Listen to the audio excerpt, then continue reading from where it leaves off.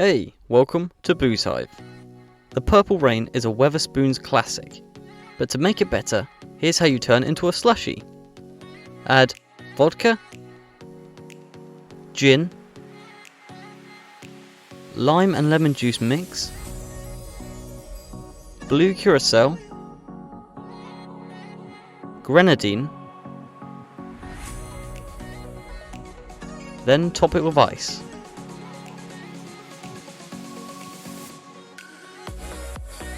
And blend for about 10 seconds.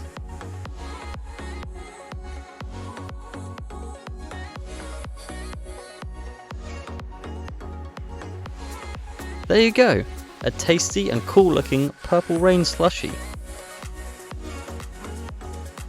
Give the video a like if you plan to try it out. Thank you for watching, we'll see you in the next drink.